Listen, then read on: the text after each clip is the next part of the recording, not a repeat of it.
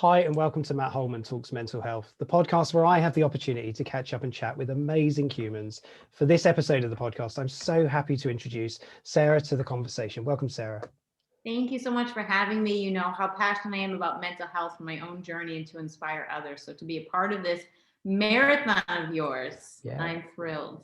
Oh, brilliant. It's a pleasure to meet you and to see you and to have you participate in this event. This is a 24-hour podcast recording. This is podcast number 10, if I'm not mistaken. I think I'm okay. I'm still awake. But as I always do, just a very brief introduction from my side as to how I know Sara and why she's participating in this event from my perspective. And then I'll ask you to do your introduction, which is going to be much better because it's all about you and what you do and the amazing work that you do today. So Sara and I, we're both members of the same community, the Business Travel Wellbeing community. And I think that was sort of the first area where we would have crossed paths in the sense of talking about well-being, talking about mental health, talking about all the different elements and facets of travel well-being in particular. But Sara's got some amazing content out there, and I'm sure she's going to share all of those resources with everybody. Please do follow her work because she's doing some incredible stuff, and she's got some really good sort of suggestions, insights, and all the stuff that goes with the lived experience, I'm sure, of the journey with mental health as well. So welcome, introduce yourself properly because I've probably done it really badly there. You've done it brilliantly, and I want to say thank you for that intro. Yeah, for anybody who is looking for that, you can find me, because you're a multitasker like me, you can find me at Live Free Warrior across just about every platform out there. The only one I couldn't get on was Clubhouse because they kicked my alias name off. But every other platform, you'll find me at Live Free Warrior. And yeah, where I initially got into, you talked about where we initially connected, and it was through Sanctify, which I'm one of their chief wellness creatives for the company, creating business, travel, or well-being tools and tips. And that's really at the core. I started in advertising, and I was an art director to start, and then I quickly transitioned. Well, not quickly, I was laid off. Let's be honest. I was laid off, struggled for years trying to find another job until I did get the job. And then I realized how I was sitting. I started doing yoga. That started to heal a lot of my own personal mental health issues. And that's where I took a dive towards yoga, well-being, health, nutrition. Then I realized I really miss that businessy side and that creative side. So how do I merge all of those? And the short of everything is what I'm doing today is storytelling that inspires, that empowers, and goes along the lines of creativity, of well-being, but also just having a positive impact on the world. One of my favorite questions I always ask people is, what's one thing that you fear the most in life? And it tells a lot about a person. It tells really what they're covering, but it also shares, what their passions are. And for myself, I want to leave an impact. If I don't leave an impact, I'm not ready to leave this world yet. So be it through any creative medium, that's where acting comes in, being in front of the camera, be it speaking, doing YouTube videos. I just love it. So I'm honored to be here in this Zoom. We're also used to Zoom formats right now. I'm on the beach. You can find me here on the beach. This is my office, the weekend hours. I'm in Indonesia. Stop. It's just, idyllic, isn't it? Yeah, it's paradise for us. Holiday. Yeah. My Sunday suit. Stop it. Yeah, I saw a post actually just on the Zoom thing very quickly. I saw a post about you massaging and using a massage machine. Were you leaving Zoom calls to do it or something? So it's really funny. I do some influencer stuff. And while it's not my favorite in the world, when it's something good that I stand behind, I say yes. And this company reached out to me about doing one of these massage guns, these therapy massage guns. And it's one of those things where they're like, would I buy this on Amazon or something, And at first I was like, I wouldn't spend, it's not the first thing. And then when they sent it, I take it out, I charge it, put it on. It's one of those things that, why the heck didn't I buy this sooner? Because at a price point, it almost matches what you pay for a massage anyway. So now it's become a part of, when I want to massage my muscles at night, I'm like, here, I'm guilty of it too. My posture's not perfect. If you saw how I'm sitting right now, I have one leg on my desk. The other leg is cross-legged. It's a hysterical mess over here, but It works. Don't we? Yeah, we keep hearing the word toaster in our house, which is sort of, you've got to pretend to be a piece of toast in a toaster anyway. A digression of the subject. So let's talk about your story. That's the most important thing in this. This is a opportunity for you to tell people a little bit about your background, your experiences, and your story with mental health, your journey. So over to you. I'll let you tell the story.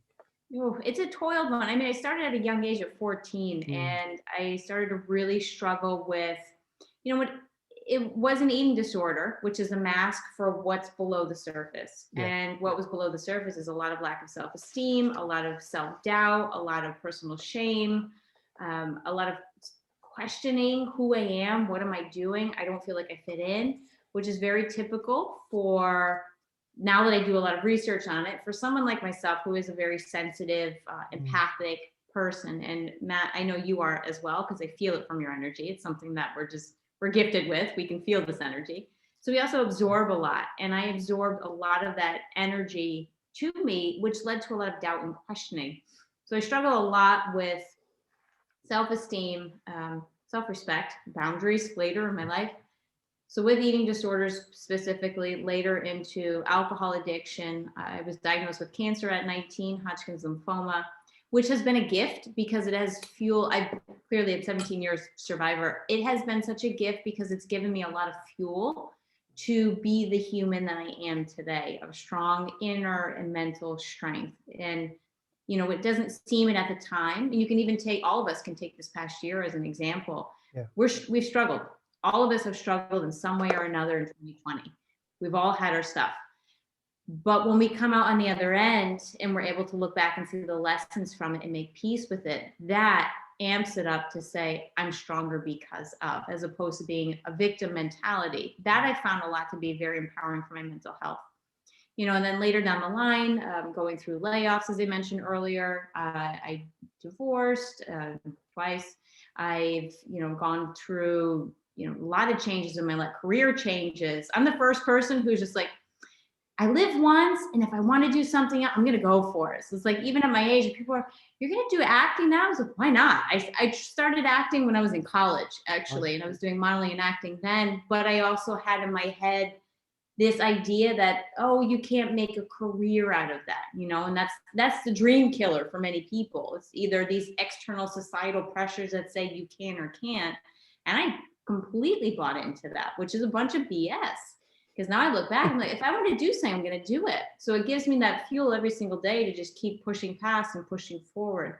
However, had I not gone through the mental health struggles that I did at a younger age, I wouldn't be able to sit here today and push forward and push past and say, yes, I can, So and the past few years have been very interesting in the relationship that I'm getting out of. And that was, it taught me a lot about self-worth, self-respect, self-love. So a lot of those childhood issues that still needed addressing, man, did they come out. And 2020 was the year that it just brought it to light. And I'm probably one of the strongest female individuals, that I know. And I surround myself by a lot of those same kind of people, because you start to elevate that energy and standard for yourself as well. Wow, what a journey, what a experience, and like you say, manifesting itself later, many years later, and some of the posts that you've written about, things like bullying you've written about as well. And was that something that I see your reaction when I say it? For anybody listening, you wouldn't have seen the reaction, but anything you want to share in there? Bullying to me, it happened when I was a teen and I was in high school. It happened in this past relationship. It happens every, I won't say every day, but, often on social media and even in interactions with people. To me, when I was in high school, that knocked me down. Of course it did. It was just like, oh, I'm not accepted. Oh, you don't like me the way I am. How do I change and shape myself to make you happy? Like the worst. Now, of course, looking back and how I react now, the comment or the post that you're referring to, a woman said something to me like, you need to eat XYZ. And I was like, okay, first of all, you just told me what I need to do. So I'm 110% sure I'm not going to do it. Yeah, not a good idea. Sarah, if you tell me to do something, I'm going to do the opposite. But how I take it today is to say, thank you so much for sharing this. I love posts like this, because it really takes a veil off of who that person is. Yeah. It has nothing to do with me, and it has everything to do with the insecurities or issues or challenges that that person is struggling with. Because it takes a really hurt person to take the time to go and write a comment that tries to tear another person down. And if that's what they have time and energy to do, I am so sorry that they don't have something better going on in their life, you know? So it's a shame, but it's in today's day and age, if you're of a younger audience and you're growing up on social media, you know, younger than myself, then please keep that in mind, because, you know, this littlest bit of a comment, and I say this to parents who have kids too, it's, you know, you're at the mercy of whatever comes in, and it's really the Wild West when it comes to social media, but you really got to put a thick hide on and be fast and quick to know that's not you. It's a mirror reflection of the other person. Yeah, and you know, and I think about that often, because having two daughters, teenage daughters, and you know the susceptibility they are to bullying and things like that, and they both have experienced bullying in their lives, and I can cite examples of those. But it's you know, it's such an important part for anybody that is listening as well, you know, to know that you can come through these events and you can come through stronger and you know, rebuild and everything else. Is such an important message to send to people. I do want to talk a little bit about sort of, you know, those years and when things changed for you, because it is a big important part of mental health in the journey that we're on, is, you know, when you struggle, when you've had those problems. And of course, thank you for sharing about the eating disorder. You know, it's great that you can talk about it. How did things change for you? When did they change properly? Which direction, for the down or the up? Well, you define which one first. If you want to talk about a down and then an up, if you've got one, I don't know, you define it. Sure. Like I said, I'm an open book. I've written about them. So yeah. The down was, I was 14-ish, 14, 15. And I was always very into sports. I was always very active, working out, on the go. Even to this day, I'm always doing something. People are like, how do you do all this? I don't know. It's just me. I don't know anything else. Sure. But when I was younger, I was playing volleyball and softball at the time, and I was doing very well. And I was taken from junior varsity to varsity team, which I don't know the reason, if they thought I was good or if they just wanted to take a spotlight. I don't know. I won't make an assumption, but I was benched and I wasn't playing. Right. So for me, that was something taken away that I loved. And it was, you know, you're no longer good enough. Like those words, good enough, are they cut you at the throat at any age. You know, it's not just for teenagers. So that kind of knocked me down. I thought, okay, if I can't do this, well, what can I do? Oh, well, people see me as pretty. Let me go in that direction then.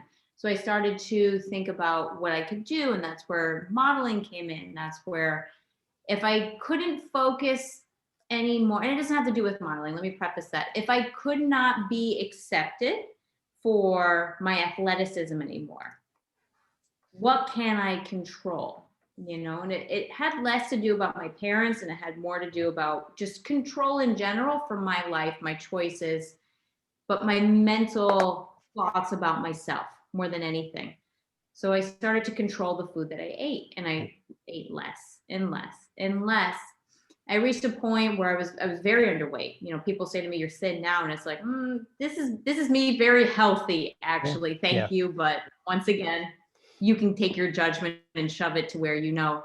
And I instead, you know, I restricted for a long time with food, and there's only so long before you break. Yep. Then I started into bulimia. And that led to a long struggle. Even when I was going through cancer, I still struggle with an eating disorder, which is really a saddening thing, because you think when you're faced with a life or death situation, you would get your house in order. But I was still so entangled. Don't just park an eating disorder aside because something else comes up. It's in your daily habit at that point. It's how you cope. And so I still struggled then. And even past that, after cancer, I didn't know how to handle life after cancer, because you are given this regime that says, here's what you do. Good luck. probably will work. Maybe it does, maybe it doesn't. We don't know because we're doctors. We don't want to be sued for anything. It's like, okay, reassuring. Yeah. Thank you. And, you know, I didn't know how to handle it after. So there was probably a little bit of PTSD after cancer that I didn't know how to readapt to being in the world again. So I did what I knew how, and I was still struggling with food. I knew how to work. I was working part-time, going to school. I ended up going back to school full-time in Boston, but I also delved really heavy into alcoholism, and we're to the point where I was drinking probably 5 times a week.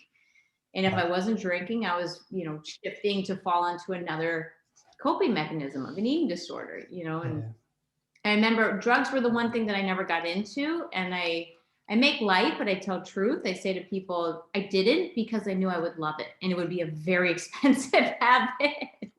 Honestly, I love it. Yeah. You know, when you know your personality style, right? It's self-awareness. Like, I'm going to love that stuff. So no thank you. Yeah. And thankfully. Yeah. So, you know, and then I started to do yoga after I was laid off from advertising. I started to do yoga because it was cheaper, in all honesty, for me to get a workout going to a yoga studio than it was for me to take the train into the city. I was in Boston at the time, and pay for both of those memberships. So that's where I started to heal a lot of things. And people say, oh, it's, you know, you probably started to do yoga after cancer. I was like, nah, that's probably like 6-7 years later. And that's when I started to make a different choice. My first husband, who I will love till the end of time, because he's really probably one of the most influential humans that I've ever been with. And even to this day, we're very good friends. And he's had one of the greatest impacts in those changes in my life. So Marco, I credit you for much of that. And I decided I wanted better. And I just stopped. It doesn't work for everybody, but I decided then and there that I was going to stop and I was going to make a better change. So I stopped drinking. I decided slowly to recover from, on my own, to recover from the eating disorder, and just making different choices, focusing on the why, focusing on the end goal. And that kept driving me in the force each and every way. And, you know, to take it off of me for a moment, if you are struggling in that manner, think of the why. Think of what it is that you ultimately want to achieve. Have a purpose, because that will drive you in that direction as well, to keep making those better choices. But you know, if we're walking around without a why or a purpose, you're not going to change anything just because you know you should. It's like, we all know what we should do, but it's, you know, what are you actually doing to make it happen? And then, you know, the latter part of that, just to wrap that part up, is after making those changes, not to say that life is perfect after. I'm not perfect. To this day, I'm not perfect. I can still easily, I have vodka in my freezer. If I want a drink, I have a drink. I'm not an all or nothing kind of person, because I want to go deeper into the whys. Food, I eat what I want when I want. It's more of a lifestyle, not a diet, I always say. People are like, oh, you're yoga. So you're a vegan. It's like, actually, I just had eggs and I had fish last week and I really loved it, okay? But it's making better choices for yourself and not putting categories or labels. Wow. I just find it really fascinating, all the experiences you've been through, the evolution of your life and the things that you've changed, and how you've sort of come out. And, you know, so I want to delve into the where you are now, you know, so we talked about the why and who you are, and I love that. And I think it's such a wonderful story, and thank you for sharing it. And I know you say you've shared it other places. This is the first time I've really heard it, and I'm sure for others as well, the first time we've heard it in the package, you know, of one story in one. So where are you now? Oh, good. So I wasn't rambling for nothing. Oh gosh, no, not honestly. That, you know, I'm not here to listen to anything other than rambling. You know, this is all it's about. It's just about talk. It's like, you know what, I want these to be like we're just sat around as friends chatting, and it doesn't have to be a scripted. That's why I don't want it to be scripted. I don't want it to be edited, because we get the conversation, and your story is your story. You own that. That's you. I can't dictate what you tell me. I just have to listen.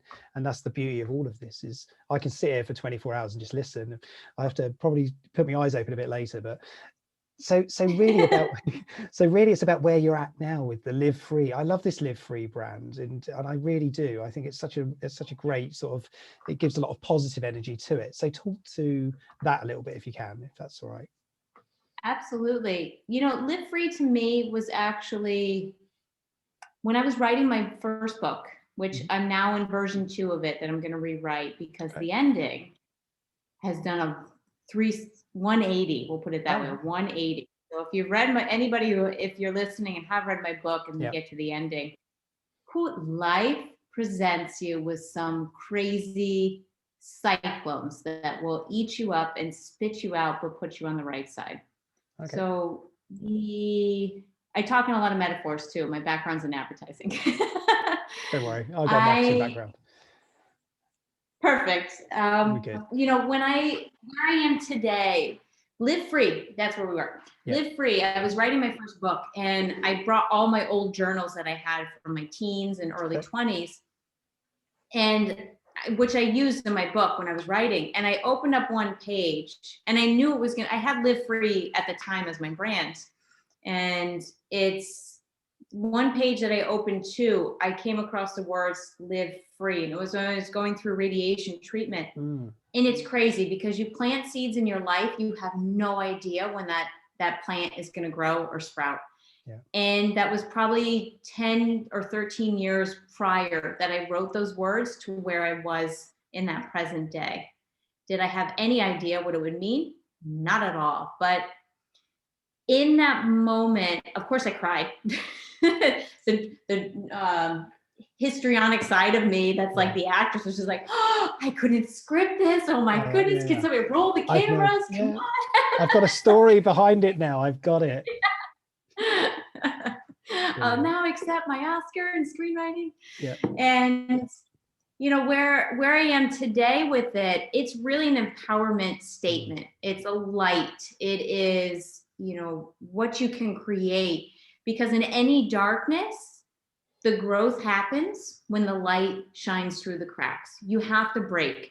You have to get scars in life to want to grow. You have to, I don't even like to call them failures, because if you've learned something from any trip, you succeeded, you know? I really believe that there's no mistakes. There are only mistakes when you do them repeatedly. And if you're not learning from it, then that's your oops.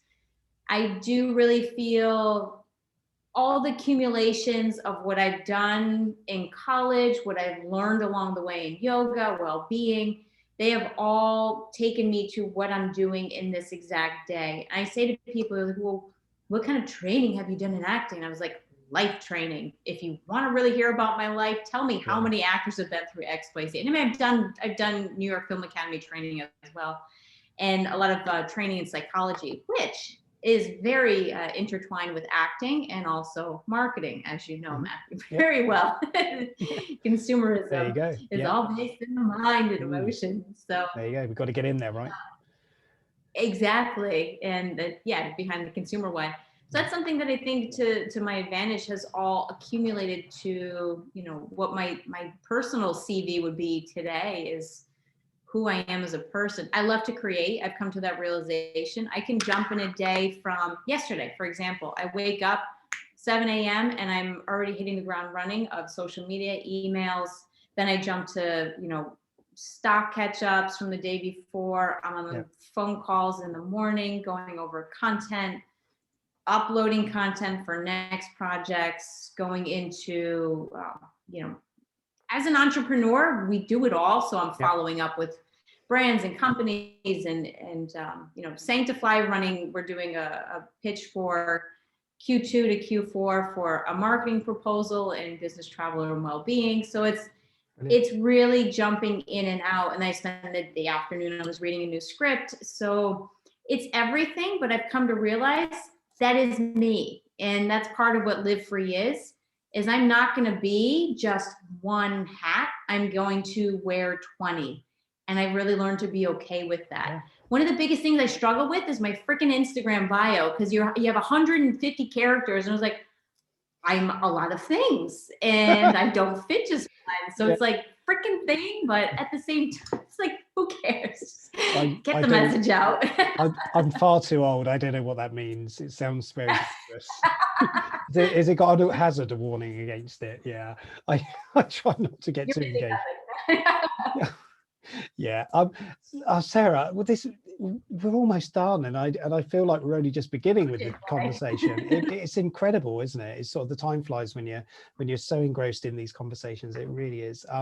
I just say very quickly, thank you from me, because for anybody that's coming onto these sessions, this is number 10 of 24 for this. And the podcast has just been incredible. The reception for it has been phenomenal, for just listening to people's real stories, their experiences, and when we're genuine and honest and authentic, I think people love that at the moment. That's what we need more of. So thank you so much for joining. Final words from you. I'll give you the floor. Anything you want to say to rally the group or the people that will listen? I want to first preface by saying thank you, Matthew, for collecting all of us to share these empowering stories. And like you said, authenticity is something that we really need more of. You can give tools, you can give tips, but until you know a person's behind the scenes, it's just another video or another tip. But when you hear how it impacted that one person, that is what motivates people to change. So I want to thank you for this. Takes effort, and this takes a lot of energy. You put your heart into. So thank you for that. It can really benefit a lot of people. And if you're looking for some of those tools, they are there. I have all of them. That's on my YouTube has a lot of videos that are yoga, breathing. If you're sitting, like, there are eye exercises for you to do to not get fatigued from being in front of all these Zooms, but they're also like 10, 15-minute snack size exercises to do as well, because you have that choice, everything. And this is where I'll wrap it up. Oh, and the call to action for all of those, again, is Live Free Warrior. The final takeaway, you have a choice in each and every moment to choose the life that you want to live. And you can choose left, you can choose right. You're never stuck. You just need to see the door, the light. And if you don't have a door, go create it. Like, knock the wall down. Go create a door for yourself, because no one's going to create it for you. You have to get your own hammer and go bust through whatever you need to make it happen. It's your life, so why not? Brilliant. Never settle. That's my closing line. Yeah, and I think that's so true, isn't it? And I think now as well, people can change tact, and you can go in different directions, and never fear going in an alternative direction to where you started. And I've done that in my career, and I know you've done that in your career, and there's no harm in trying, right? We've got to try stuff as well, and enjoy it. And like you say, live every day, I think is the way, isn't it? I'm a big fan of that. Live free. Live free. That's the live free. Yeah. Listen, you have one life, so if you never try, you'll never know. And I always think, I had the same conversation with my dad last night. What's the worst that could happen? Yeah. And then when you know the worst that could happen, it's not so scary. This is it. We'll leave it on that, because I love it, and I think it was just a great conversation. Thank you so much. For anybody that is listening, if you are struggling, you do need help, or you do want to talk to somebody, please do reach out. It really is important that we don't spend our moments alone in our thoughts if we're struggling. Let's help each other, let's support each other, and let's continue these conversations. These are conversations of mental health that we're having, and this isn't going to stop after tomorrow. This is forever, and this is what we want to do. Be open, be honest, and tell people when we're struggling. So thank you, Sara, for your time, for being part of this process of these challenges, or these conversations, not challenges. And thank you. That's it. We're done. Fabulous. Grateful. Thank you. Stay safe. Look after yourself. Bye.